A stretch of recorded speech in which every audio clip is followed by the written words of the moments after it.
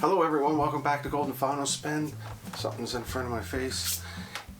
I am doing a contest entry, but stay tuned because I'm going to be showing a lot of things. Just because this is a contest entry doesn't mean, oh, boring, whatever, doesn't happen. I got some really cool stuff because this particular contest for Noble Records is asking to show some gems. So I'm going to be showing you some of my gems. Noble Records is owned by Dylan Smith, south of the border. I'm up here in Canada. Someday I hope to be able to get down and have a look and go through his store. He has a YouTube channel. He just reached 7,000 subscribers and he's only been doing it for 2 years. I've been at this for 6+ years, so he's doing something right.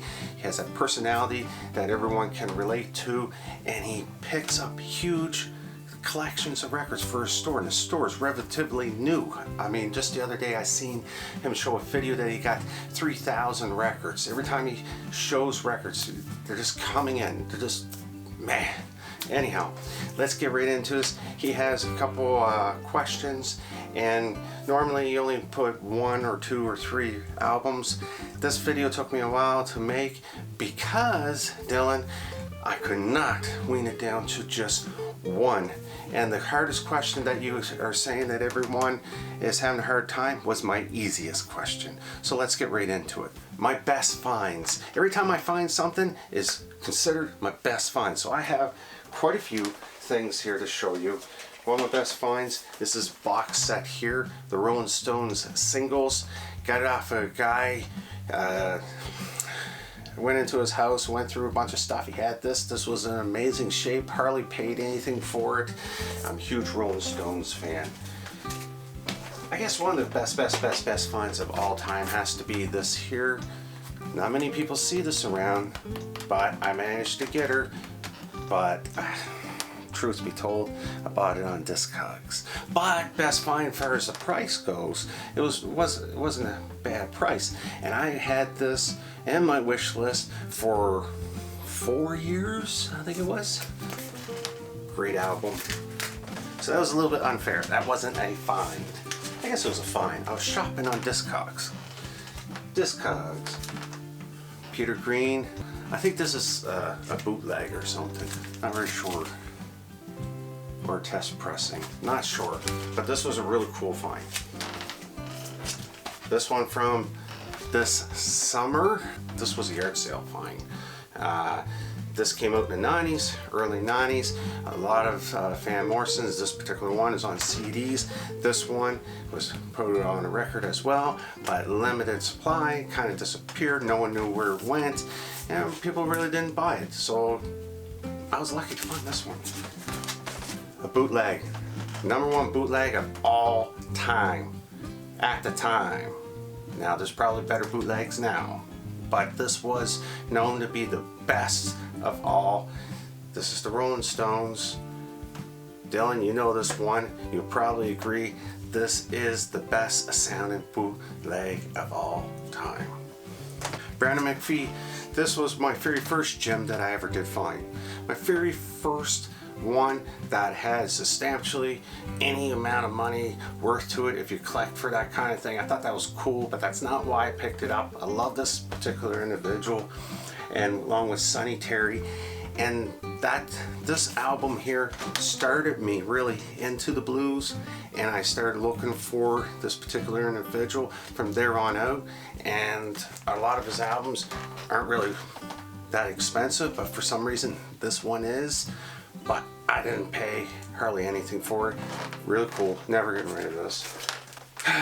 Chess Records. Only one out of my entire collection.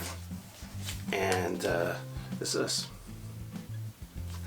one of the great finds that I got. I kept a sticker on it. I don't know why they put the stickers right on the jackets. In your store, please don't do that, because I can never take it off without ripping the jacket. It's one of my pet peeves. But it's the only one in my collection. Love these guys, you know. Muddy Waters, Howlin' Wolf, Bo Diddley Lee. Great. That was a gem. Alright, maybe I'll shorten this up a little bit. Okay, I'll show you one more last. This is really cool. This was hard to find. The All Saints Freak Band. I have another one that they put out as well. All right. I lied. I got a couple more. Before Garth Brooks brought out his box set. Okay. Got these. Not in his box set. So I hope if he brings out a box set number 2, these are not in it. I know a lot of you guys want it in it, but I don't want it in it because I already got them. These are 2 of my gems before the box set came out, and I'm hoping they're not going to be in the box set and the other ones are. But if they are, they are. What can you do? Best song ever? Simple. What can I say? You know, you probably say, well, it has no words. A song is music. Music is what you like. That song, when he plays that, it's quite a long song, but yeah, I wish it was forever. It's an amazing song. It's an amazing song. It relaxes me. The guitar playing is amazing. It's instrumental guitar playing with Mcphee on the drums, but very subtle. It's just, and you hear the waves when it starts, right? So that to me is I gotta say, the #1 song ever written. So how do I keep track of my collection? Discogs. I have my own profile there if anyone wants to see what's in my collection. It's no secret. I'm MK052. I add everything that I buy into that, and I have folders inside of it as well, and that allows me to keep track of things that I'm buying, making sure that I don't buy doubles of. That's really the only reason I use it. And with the new Apple update, connecting with it, I'm able to listen to 20 seconds of different albums. And today I was at a record store and I was scan the album, scan the barcode, and then push play to find out if I like that album or not. I did that in a period of 5 minutes to about 5 different albums. So I use Discogs. One record I would never sell, and why? This album right here. I love Stevie Ray Vaughan, but this is Stevie Vaughan, same person early in his career. I would never sell this. Not only is it amazing pressing, okay, obviously, but I got it when I was in New York. My family and I went to New York. I was going around town or the city trying to find the record store. Apparently I was on top of the record store according to my phone GPS, because the record store was in the subway down below me. I had to ask people where to find it. Eventually found it. I found this amazing record that was in there.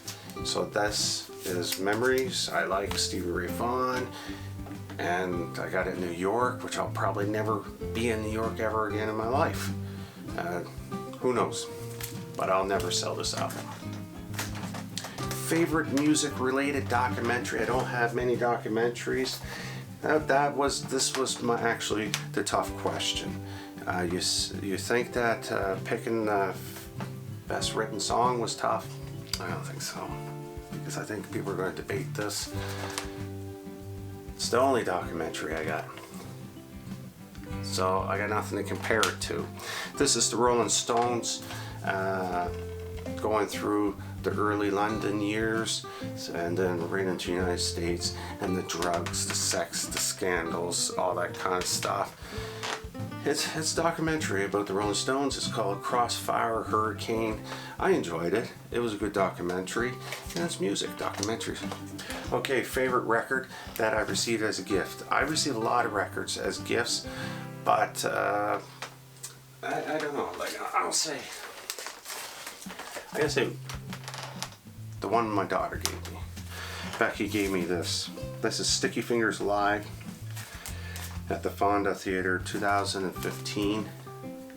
These albums here with the Rolling Stones are very expensive, but they're well worth it. However, I don't buy them myself. I bought 2 correction. I bought 2. Always wanted this album, but it was always expensive. And my daughter got it for me for, what was it, my birthday? Birthday or Christmas, I can't quite remember. But the important thing is, I remember that my daughter gave it to me. And I really enjoy it. So this has to be the pick. What's your listening ritual? My listening ritual is whenever I feel like listening to music and I actually am winding down, I will come to, this is a little room, my studio I do videos in, but it's also my listening room. I don't change my clothes or anything like that. I'll just come in. Usually when I'm editing videos for you guys to watch, that's when I put on albums, and sometimes it gets a little loud. I'm trying to edit and I'll turn it down, but for the most part that's when I listen to music, when I'm editing my videos, before, after, or if I have some downtime, I come up here and I just listen. I don't really need a ritual. I don't need anything to say, hey, I want to listen to music or anything like that. I just listen to it. As far as what I pick, it depends on what kind of mood I am. Okay, I think I know why I picked up these other ones. Records that I would never get rid of, and you only wanted one, but I'm going to show you a couple more. This record was given to me when I first started doing YouTube. This particular individual is overseas. You guys probably never heard of him. I showed him a couple times on here. Got some stickers and stuff in there. It was when I first got in YouTube and I was looking to promote people, independent artists, and he sent me this, and it made me feel special, and I really liked the music, and yeah. And another one here, and I actually met this individual, and he signed this, the Green Street Underground. We gave this record away in some contests. He teamed up with me a couple times to mail out some download codes. Amazing artist. Reminds me of a little bit of a Bob Dylan there. If you listen to him, check him out. It's one I would never get rid of. And then I got